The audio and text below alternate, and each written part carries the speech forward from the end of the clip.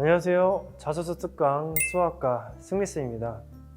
수학과에 대한 글을 쓸 때 학생들이 많이 어려워하는 것 같습니다. 그래서 수업 내용이나 성적 향상된 내용을 적는 경우가 많습니다. 수학 독서 활동을 늘리고 수학 탐구 보고서를 열심히 하다 보면 자소서 내용이 아래와 같이 풍부해집니다. 자, 수학과를 지망한 선배들의 자소서 2번 두 가지 예를 보여드립니다. 첫 번째는 1학년 때 참여한 프로젝트 수업입니다.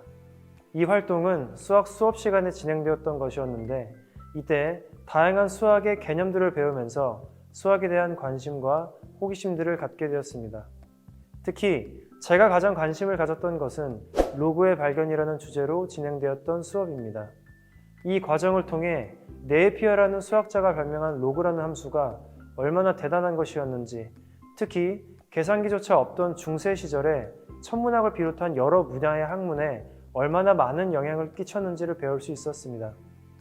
또한 이러한 로그 함수가 우리 생활에 얼마나 많이 활용되고 있는지도 처음으로 알게 되었습니다. 일반적인 수학적 개념만이 아니라 천문학이나 공학, 더 나아가 금융과 같은 곳에서도 많이 사용되고 있다는 점을 배우게 되었고, 이를 통해 수학이 우리 생활 여러 분야에 연관되어 있다는 것을 알게 되었습니다.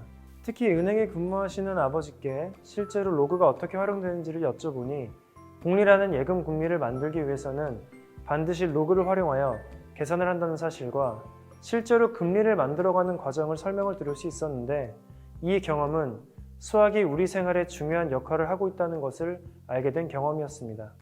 또한 이 교과 과정을 통해 문제에 대한 추론과 스스로 문제를 해결하는 의지와 함께 수학적 성취감을 많이 가질 수 있는 큰 계기가 되었습니다. 수학과 두 번째 활동, 수리 논술반에서 수학사를 공부하다. 수학의 역사는 문학, 음악, 미술의 역사만큼 길고 기원 또한 여러 나라와 문화에 폭넓게 걸쳐 있다고 합니다.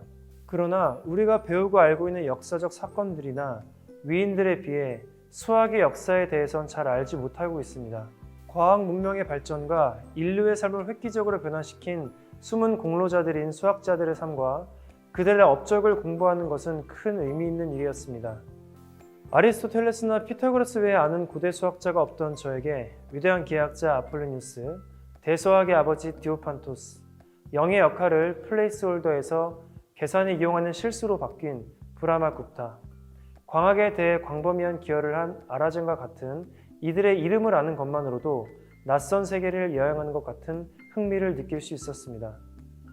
최초로 미적분에 대한 성과를 얻었던 뉴턴과 라이프니츠, 자코르 베르누이, 요한 베르누이 등을 2학년 때 알았다면 저의 미적분 성적은 달라졌을 거라 혼자 웃기도 했습니다.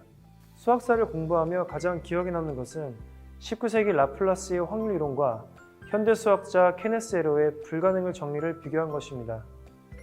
라플라스는 결정론을 믿었으며 확률을 통해 지성에 불확실한 것은 아무것도 없으며 미래의 모든 일은 예측할 수 있을 거라 확신했습니다.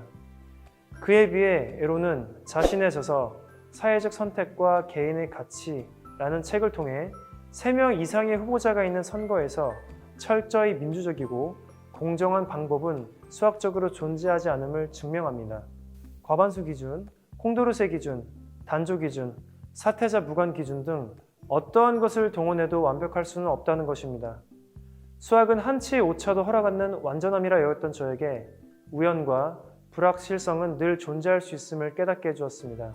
포엔카라 추측을 해결한 그리고리 페레만은 밀레니엄 문제 중 하나를 해결한 대가인 100만 달러 상금과 필시상 수상을 거부합니다. 그의 수학 연구는 재정적 보상이 아닌 오로지 자신의 만족만을 위한 것이었다고 합니다. 저 또한 수학 문제를 풀다가 묘한 희열을 느껴본 적이 있기에 그의 생각에 동의할 수 있었습니다. 그것이 진정한 학문의 즐거움이라 생각합니다.